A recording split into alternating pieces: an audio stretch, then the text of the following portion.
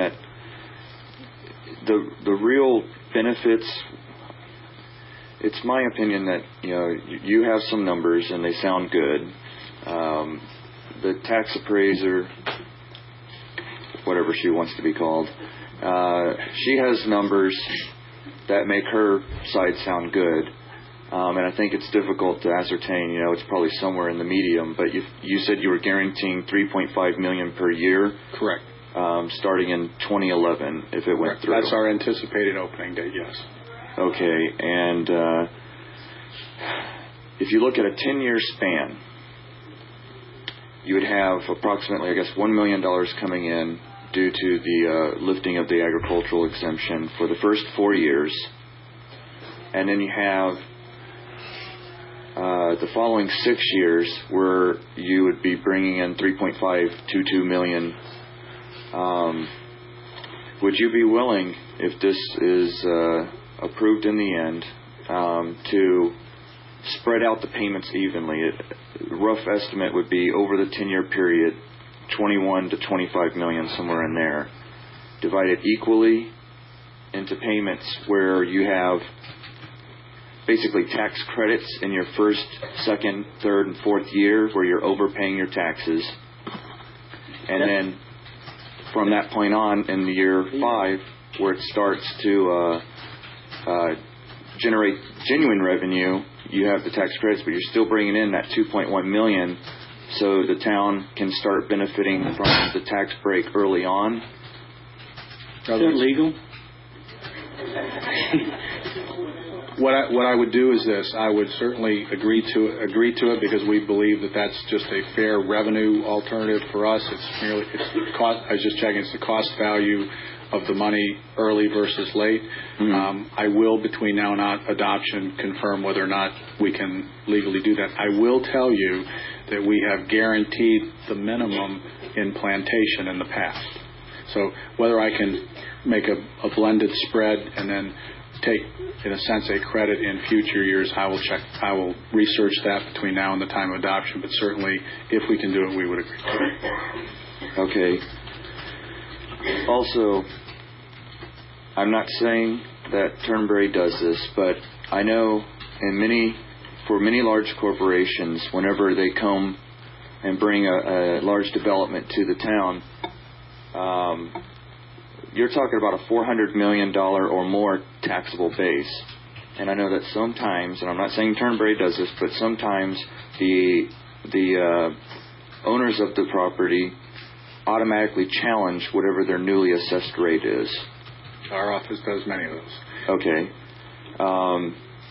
And I from what I understand, Mrs. Parrish does a very good job at assessing, but can we get a guarantee, because you're showing us these numbers that go off into the future, that you will not challenge the assessed value to try to get it dropped below that 400 unless it's outrageous, say over 10% growth? That would be fine. I actually did that on the Altman project in Plantation on 441 of Broward. What you're basically asking us to do is not appeal below the levels of tax/increase over the next number of years, and we agreed to do that. We can, if all of a sudden it goes up 37%, we would have the right to appeal it back to that whatever the base rate we agreed to, and that I think that's fine. Okay. Another question: does the value of the berm figure into the taxable base? We're talking about a $10 million fancy wall. No, it does not.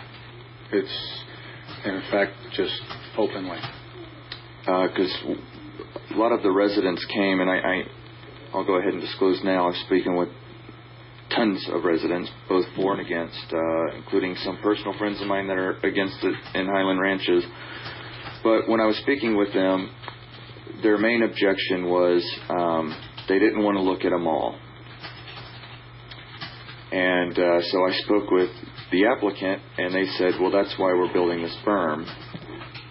And so I went back to the homeowners, and they said, we don't want to look at a berm. That they bought that house expecting to see single-family homes. And so I was going to bounce an idea off of you, because it's basically the argument that these people bought their home knowing what was going to go in. They were going to look at single-family homes, and they were happy about it. It's a different situation if you build your home on a golf course than if you build your home and then a golf course comes. So one idea I wanted to bounce off of the applicant is, can we have single-family homes going across the north side? We're talking about 1 home per acre sites, just like the adjacent properties already have, going across the northern end of the property, flanking down the east side of the property. So that way those residents would be looking at, 30-foot tall, 2-story, 1 home per acre, $1.2 million homes. And then the water on the other side. And then water on the other side, lakefront property. Because instead of looking at a wall or instead of looking at a mall, they're looking at exactly what they asked for, which is a single-family home.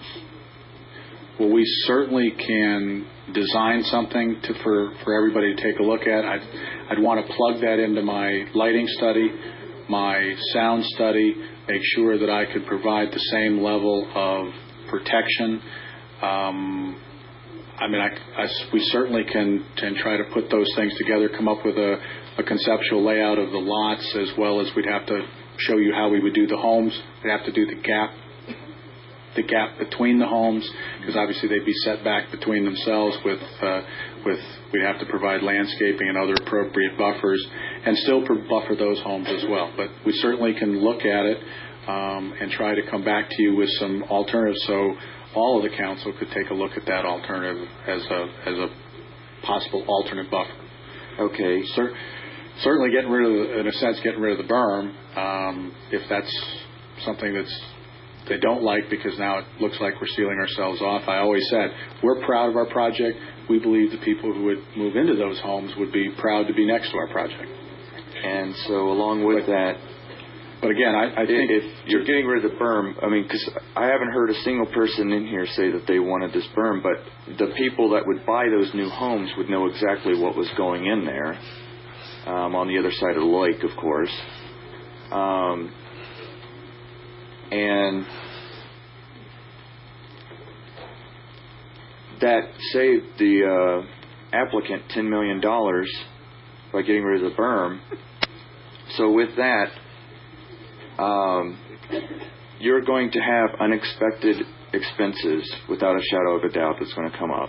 You always plan for the best, and you still have some surprises. Would the applicant be willing to split that, which would be about $5 million, and give that to the town of Davie unearmarked?